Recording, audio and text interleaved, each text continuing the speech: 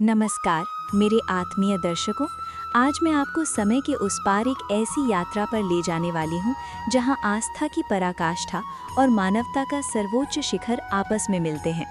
प्रयागराज की वो दिव्य धरा जहाँ गंगा, यमुना और सरस्वती के संगम की लहरें अनंत काल से ऋषियों मुनियों के तप और श्रद्धालुओं के विश्वास की गवाह रही हैं। वहाँ माघ का महीना कोई साधारण ऋतु नहीं बल्कि एक आध्यात्मिक चेतना का पर्व होता है। कल्पना कीजिए उस कड़कड़ाती बर्फीली रात की जब उत्तर भारत की शीतल लहर हड्डियों के भीतर तक अपनी पैठ बना लेती है और कोहरा इतना घना होता है कि मानो प्रकृति ने खुद को एक सफ़ेद कफन में लपेट लिया हो। ऐसे में जब समूचा संसार अपने घरों की गर्माहट में सिमटा होता है, तब त्रिवेणी के रेतीले तट पर लाखों लोग मोक्ष की अभिलाषा लिए अपनी श्रद्धा की अग्नि जलाते हैं। लेकिन क्या आपने कभी सोचा है कि उस अपार जनसमूह के बीच जहां हर कोई अपने पापों को धोने और खुद के उद्धार के लिए आतुर होता है, वहां कोई ऐसी भी हो सकती है जो अपना सर्वस्व त्याग कर किसी अनजान के जीवन की रक्षा के लिए खड़ी हो जाए। आज की ये विशेष कथा माघ मेले की उन्हीं धूल भरी गलियों और बर्फीले घाटों से निकलकर आई एक ऐसी सच्ची और रोंगटे खड़े कर देने वाली घटना है जो आपको ये सोचने पर मजबूर कर देगी कि असली धर्म कर्मकांडों में छिपा है या किसी पीड़ित के आंसू पोंछने में। ये कहानी है 70 साल की उस बूढ़ी माँ की जिसकी सांसें कोहरे की ठंड में दम तोड़ रही थीं, और उस युवा युवती की जिसने अपने धर्म को मंदिर की चौखट से निकालकर सेवा के घाट पर प्रतिष्ठित कर दिया। आज हम केवल एक घटना नहीं सुनेंगे बल्कि हम उस एहसास को महसूस करेंगे जो बताता है कि जब इंसानियत जागती है तो स्वयं ईश्वर को भी झुकना पड़ता है। तो चलिए मेरे साथ इस भावुक और अलौकिक यात्रा की शुरुआत करते हैं जहां दर्द की स्याही से मानवता का सबसे सुंदर अध्याय लिखा गया है और जिसे सुनने के बाद आपकी आंखों में आंसू भी होंगे और दिल में एक सुकून भरा संतोष भी। ये वो दास्तां है जो सदियों तक प्रयाग की मिट्टी में महकती रहेगी और आने वाली पीढ़ियों को ये संदेश देती रहेगी कि गंगा में स्नान करना जितना पुण्यदायी है, उससे कहीं अधिक पवित्र किसी डूबती हुई जिंदगी को अपनी करुणा के सहारे किनारे लगाना है। माघ मास की उस कड़कड़ाती ठंड और प्रयागराज के पावन संगम तट की ये गाथा श्रद्धा और मानवता की उस अटूट संबंध को दर्शाती है जिसे शब्दों में पिरोना किसी साधना से कम नहीं है। पौष की पूर्णिमा बीत चुकी थी और माघ का मेला अपने पूरे चरम पर था, जहां लाखों की संख्या में श्रद्धालु मोक्ष की अभिलाषा लिए रेतीले मैदानों में कल्पवास कर रहे थे और चारों ओर धुंध की ऐसी मोटी परत छाई थी कि जैसे आकाश खुद गंगा की गोद में विश्राम करने उतर आया हो।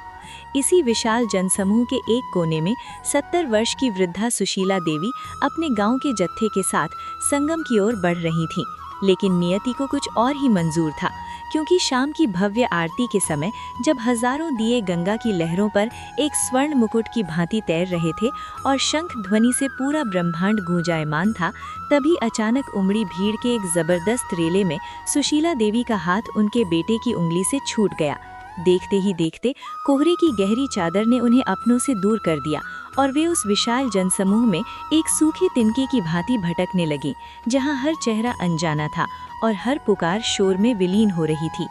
रात जैसे जैसे गहराने लगी, पारा शून्य के करीब पहुंचने लगा, जिससे हड्डियां तक कांपने वाली बर्फीली शीतल लहर चलने लगी और सुशीला देवी के पास केवल एक पुरानी सूती साड़ी थी जो शाम के स्नान के बाद गीली रेत पर चलने के कारण नीचे से पूरी तरह नम हो चुकी थी। वे थक कर एक पुराने बिजली के खंभे के नीचे सिमट कर बैठ गईं, जहां भूख और ठंड ने उनके शरीर को सुन्न करना शुरू कर दिया था और उनकी धुंधली आंखों से गिरते आंसू गालों पर ही जमने को थे, जबकि उनकी जुबान से केवल हे नारायण की क्षीर आवाज निकल रही थी।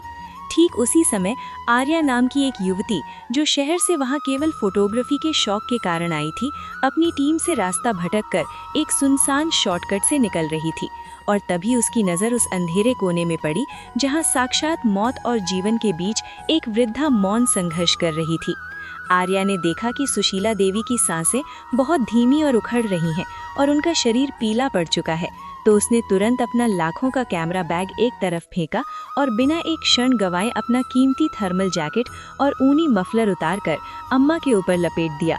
उसने अपनी जेब से माचिस निकाली और आसपास बिखरे फटे बोरे और सूखी टहनियों को इकट्ठा कर एक छोटा सा अलाव जलाया, जिसकी लपटों ने जब सुशीला देवी के चेहरे को छुआ तो उनके प्राणों में कुछ चेतना लौटी और उन्होंने धीरे से अपनी आंखें खोलीं। आर्या, पूरी रात वो युवती उस अंधेरी और बर्फीली रात में एक प्रहरी के बनकर बैठी रही और अम्मा को उनके गांव, उनकी गायों और उनके पोते पोतियों की यादें दिलाती रही ताकि वे होश न खोएं, क्योंकि वो जानती थीं कि ऐसी जानलेवा ठंड में नींद का आना मृत्यु का बुलावा हो सकता है। उसने अपनी परवाह किए बिना अपनी आखिरी स्वेटर भी निकालकर अम्मा के पैरों पर डाल दी थी और खुद केवल एक पतली कुर्ती में आग की तपिश और अपने हौसले के सहारे वो भयावह रात काटी। सुबह के 4 बजे जब ब्रह्म मुहूर्त की मंगला आरती की गूंज हवाओं में तैरी तो आर्या ने अम्मा को अपने कंधे का सहारा देकर मुख्य पुलिस शिविर तक पहुंचाया, जहां पिछले 6 घंटों से उनका परिवार बेहवास होकर हर तंबू में उन्हें ढूंढ रहा था। जब सुशीला देवी का बेटा दौड़ता हुआ अपनी मां के पास पहुंचा तो उसकी आंखों से फूट फूट कर आंसू बह निकले, क्योंकि उसने देखा कि उसकी मां एक अनजान लड़की के कोट में सुरक्षित है और वो युवती खुद ठंड के मारे नीली पड़ रही है, पर उसके चेहरे पर एक अलौकिक मुस्कान है। सुशीला देवी ने विदा होते समय अपनी फटी हुई पोटली की एक गुप्त गांठ से एक पुराना पीतल का सिक्का आर्या की हथेली पर रखा और रुंधे गले से आशीर्वाद दिया कि बेटी, आज गंगा मैया ने तुझे भेजकर ये सिद्ध कर दिया कि मोक्ष पत्थरों की पूजा में नहीं बल्कि तेरे जैसी बेटियों की सेवा में छिपा है। आर्या ने उस दिन संगम के जल को छुआ तक नहीं, लेकिन उसके चेहरे पर जो तेज था वो हजारों सूर्य के समान दैदीप्यमान था, क्योंकि उसने आज आत्मा के सबसे पवित्र घाट पर स्नान किया था। मेरे आत्मीय दर्शकों, आज की ये हृदय स्पर्शी गाथा जब अपने समापन की ओर बढ़ रही है तो पीछे छोड़ जा रही है एक ऐसा सवाल जो हम सब की रूह को झकझोर देता है।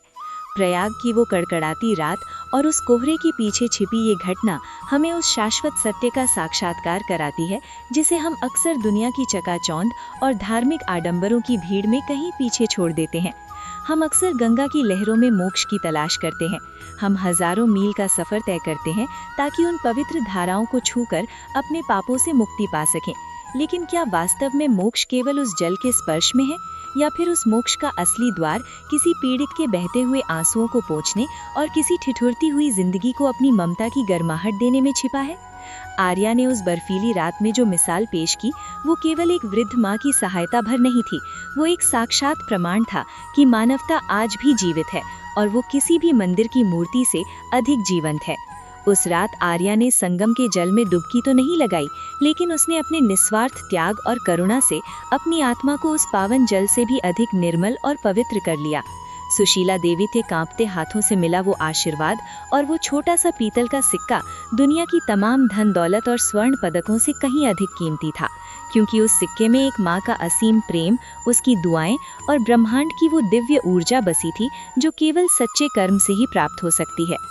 आज जब आप इस वीडियो को देख रहे हैं तो मैं आपसे बस इतना ही कहना चाहूंगी कि अपने भीतर की उस आर्या को कभी मरने मत दीजिएगा। जीवन की भागदौड़ में हम इतने व्यस्त हो जाते हैं कि हमारे पास किसी के दुख को महसूस करने का समय नहीं बचता। लेकिन याद रखिएगा, असली तीर्थ यात्रा वो नहीं जो पैरों से चलकर पूरी की जाती है, बल्कि असली तीर्थ यात्रा वो है जो एक इंसान के दिल से शुरू होकर दूसरे के दर्द तक पहुंचती है।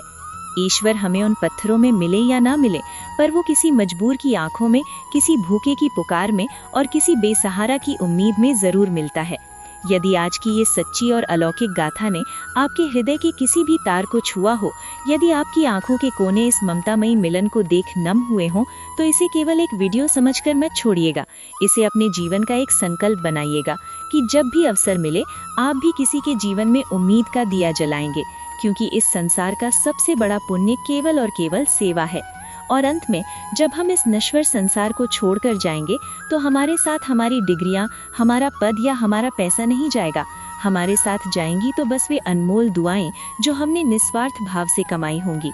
माँ गंगा की कृपा आप सभी पर सदैव बनी रहे। आपके भीतर की संवेदना और करुणा की धारा गंगा की तरह ही अविरल बहती रहे, ताकि ये संसार प्रेम और इंसानियत से सराबोर रहे। आज की इस यात्रा में मेरे साथ जुड़ने के लिए आप सभी का हृदय की गहराइयों से बहुत बहुत आभार। आप सभी का जीवन मंगलमय हो। नमस्कार, आभार और सादर जय गंगे।